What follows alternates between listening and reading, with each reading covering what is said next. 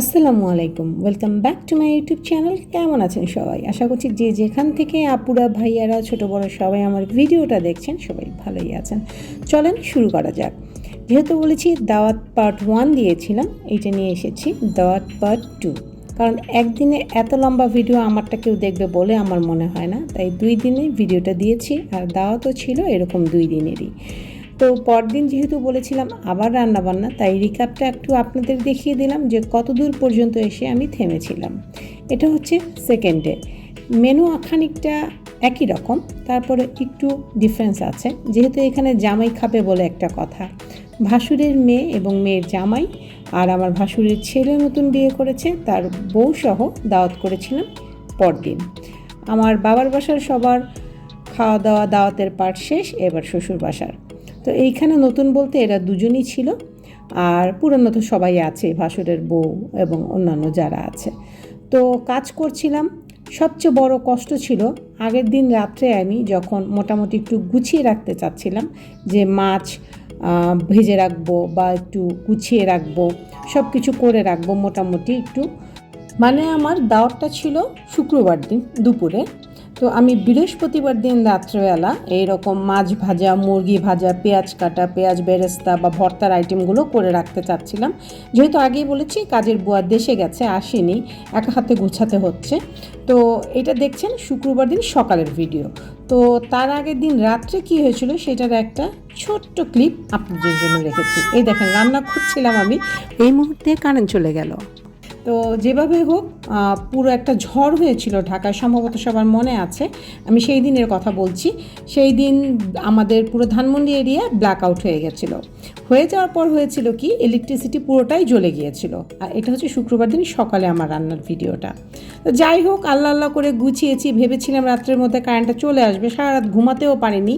আবার পরদিন জামাইকে দাওয়াত করেছি, দাওয়াতটাকে আমি কিছুতেই পোস্টপোন করতে পারছি না, বা একটা ঝামেলা, জামাই থাকে চিটং চলে যাবে। আল্লাহ আল্লাহ করে গুছিয়েছি এবং জেনারেটরের আলোতেই তারা খেয়েছে। এই ভিডিওটা দেখছেন জেনারেটরের আলোতে। আর রাত পর্যন্ত আমি 2টা পর্যন্ত যে রান্নাবান্না গুছিয়েছি সেটা আমার মোবাইলের টর্চের আলোতে। 1 ঘন্টা জেনারেটর ছিল, 1 ঘন্টা অফ ছিল। যাক, আল্লাহর রহমতে সব কিছু সুন্দরভাবে হয়ে গেছে, মোটামুটি সুন্দর করে গুছিয়েছি। এই যে এখানেও পাবদা মাছের তরকারি দেখতে পাচ্ছেন, কারণ চিটাগাংয়ের মানুষ খুব পাবদা তরকারি পছন্দ করে আমার যতটুকু জানা। এটা হচ্ছে রুই মাছের কোরমা, আর রূপচাঁদা ভাজা ছিল, বাঁধাকপি দিয়ে মাংস, মুরগির আস্ত রোস্ট, আরও ছিল খাসির আস্ত একটা রানের রোস্ট, তেলাপিয়া মাছ ছিল, আর টিকিয়া ছিল, টিকিয়া কাবাব ছিল, ভাত, পোলাও, ডাল, আমডাল যেটা হয় সচরাচর, আর 3-4 রকমের ভর্তা ছিল। যাই হোক, এটা দিয়ে আমার দাওয়াতের সেকেন্ড পার্টটা দেখাচ্ছি আপনাদের। এই ছিল আমার পরিবেশনের পর্বটা। তো সবাই যখন আসলো, আল্লাহ আল্লাহ করছিলাম, আল্লাহ অ্যাটলিস্ট তখন খাবার সময় যেন ইলেকট্রিসিটিটা চলে আসে বা কারেন্টটা যেন চলে আসে।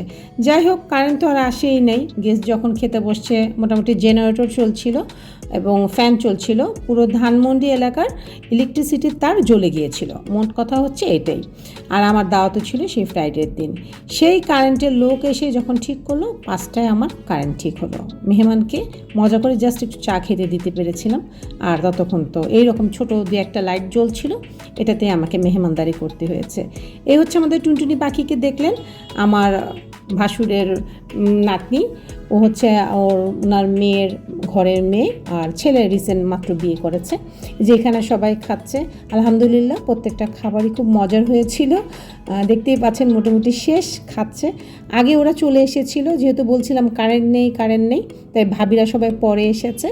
আর এখানেও একটা ডেজার্টের টেবিল সাজিয়ে রেখেছিলাম, একদিন ওইখানের জন্য ছিল আর একদিন এই পাশে ছিল।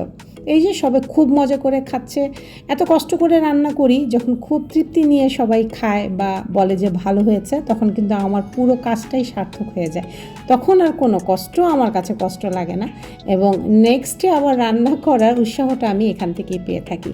যাই হোক, বাচ্চারা খুবই মজা করে খেয়েছে। এই যে ভাসুরের বউ, ছেলের বউ, মেয়ে, জামাই সবাই খাওয়া দাওয়া করছে। তারা উঠে যাওয়ার পর আবার ভাবিরা আসলো, ভাবিদের সাথে খেলাম। টুনটুনি বাকি খেলাধুলা করছে, ও কিছুই খায় না, খুব সুন্দর, মাত্র 2 বছর হয়নি, 19 মাস চলছে, খুব টুনটুনি। একদম শান্তশিষ্ট। সবাই দোয়া করবেন যেন বাবুটা ভালো থাকে, আর আমার জন্য সবাই দোয়া করবেন আমি যেন পরিবারের সবাইকে এভাবে খাতির করে এগিয়ে যেতে পারি। আজকে এই পর্যন্তই। আল্লাহ হাফিজ।